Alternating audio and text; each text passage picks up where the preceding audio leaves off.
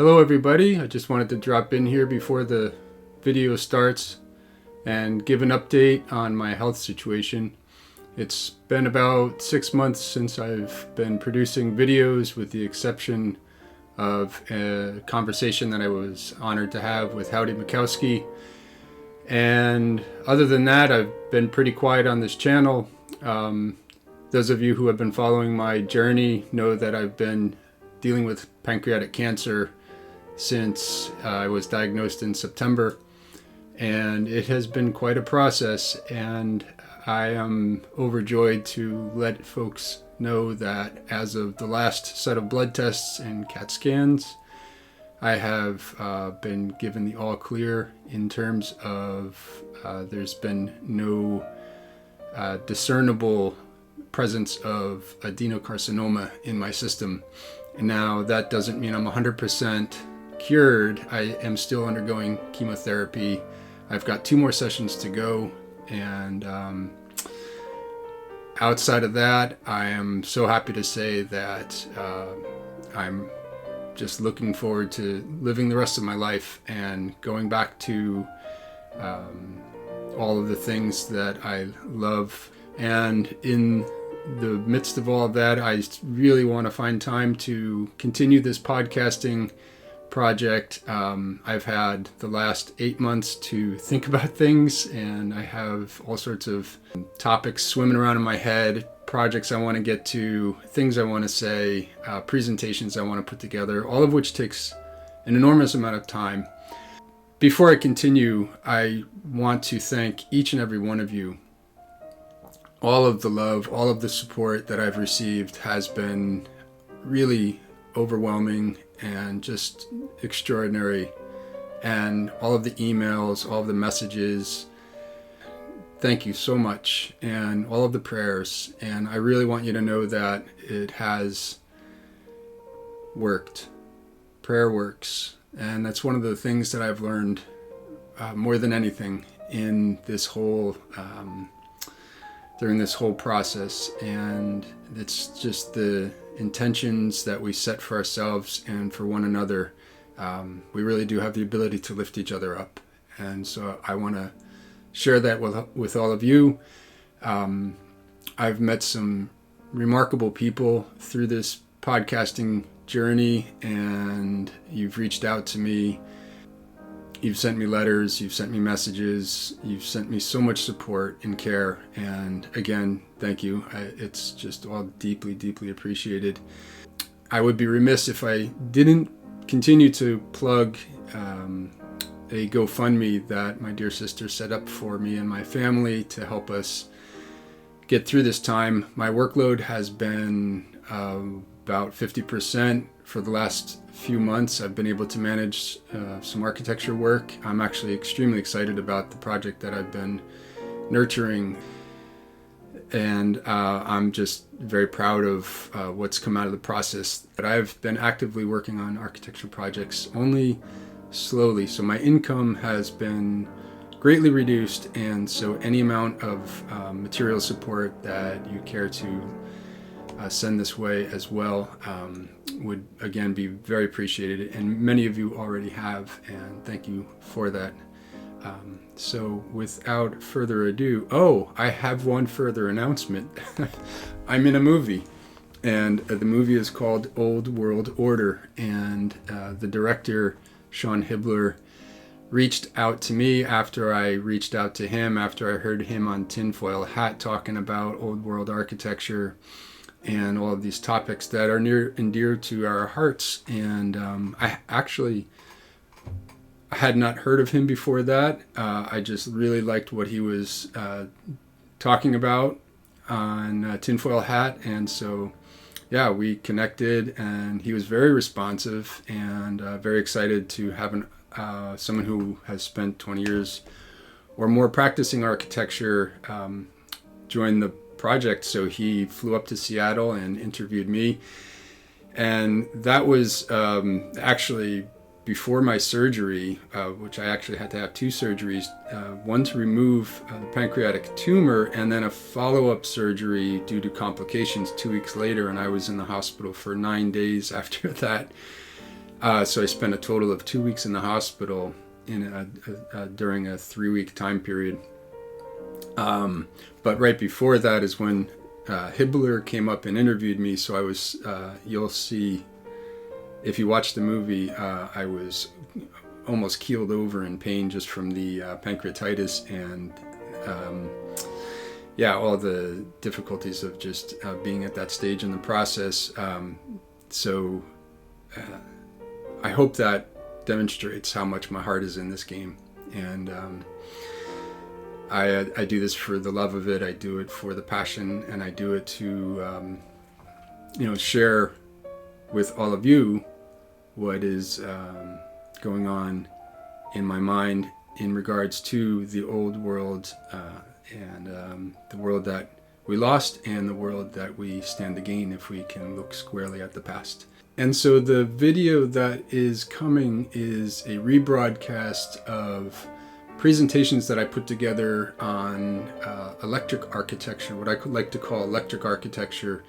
And it is going back to the beginning of my podcast, and I did it honestly for myself to sort of reset my own intentions in terms of how I want to approach my work. And it was just really helpful for me to look back at the beginning and at the things that drew me into doing this podcast and the things that really get me most excited. So I'm happy to share this with you again. If you've seen it, it's been edited down for length, and I just really hope you enjoy it. If you're here for the first time, welcome. Beyond the AC/DC wars of the late 1800s, with his arch nemesis Thomas Edison over which current to run through wires newly powering cities and world fairs alike, Nikola Tesla was determined to demonstrate the capacity to transmit wireless electricity freely by way of his copper-coiled towers, connecting a circuit between heaven and earth, between sky and ground, drawing energy from the extant and omnipresent ether. The question I am raising is, did the ancients and ancestors know the secrets of the electric universe and weave into the fabric of their architecture, sacred and otherwise, this gnosis, rooted as it is in the teachings of the esoteric and alchemical, the principles of principles and sages? Did advanced old world buildings made of charge-producing piezoelectric stone, shaped into sacred, geometric, self-similar fractal forms, and gilded with charge-conducting precious metals on rooftops, domes, and spires, with their towers, peaks, bells, and organs still intact, vibrate with life, lifting the spirit and consciousness within its occupants, while projecting outwardly through cymatic portals of stone and prismatic leaded glass, itself a silica cousin of quartz, as sound waves rippling ever outward into the air, like light stirring up the ether, illuminating a path homeward to the divine. And if so, then we as spiritual beings having a physical experience belong to this architecture, imbued as it is within the boundless limits of natural law, perhaps even more than it belongs to us.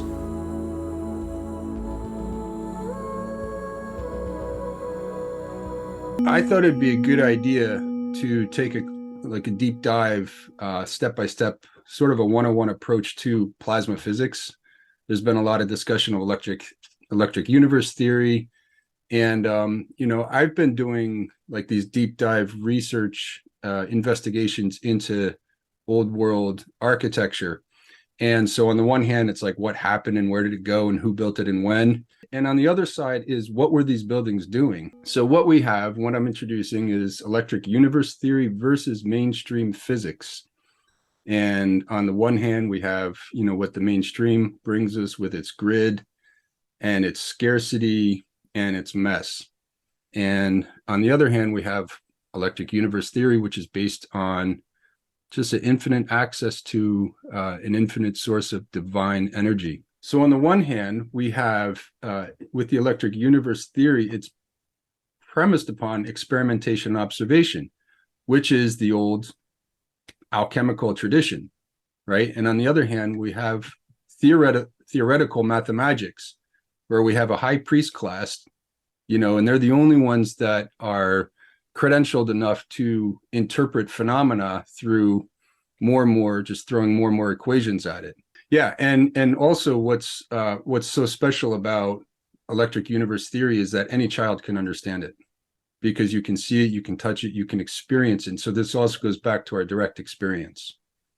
And I might add too, for me, I grew up Christian, just a little side note here. And then I divorced myself from that when, in my 20s, and I embraced atheism, and I'm full swing back into, this embrace of spirituality and a sense of divinity. And with this electric universe or plasma theory, there's a science behind spirit and a spirituality behind science. This has been a false dichotomy all along. So with electric universe theory, we have ether energy. And there's a lot of terms that could stand in for ether. I like the term ether.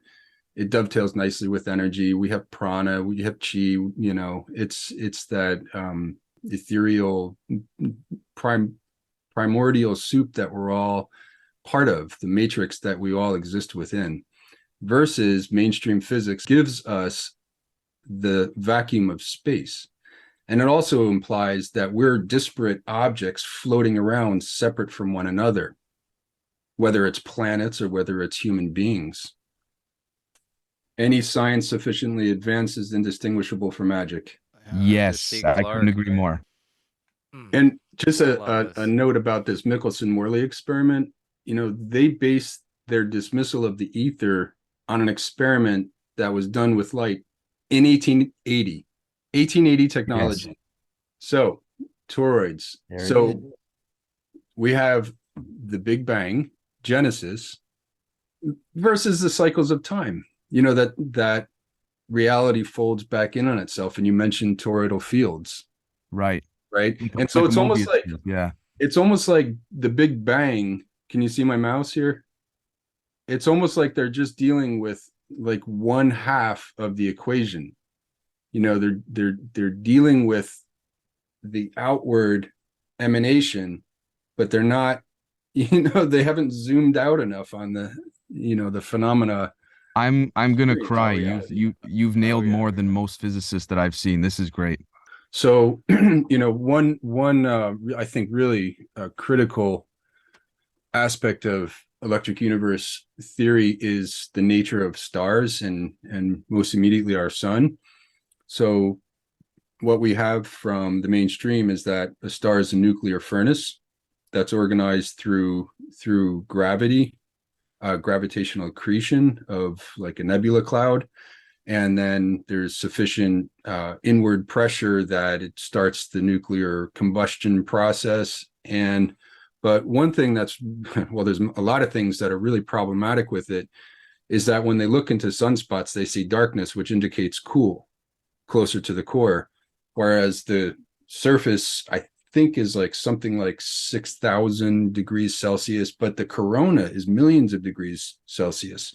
So if it's a nuclear furnace where how can it be a nuclear furnace if the closer you get to the center, the cooler it gets, and the further away you get, the hotter it gets by extreme orders of magnitude? So the EU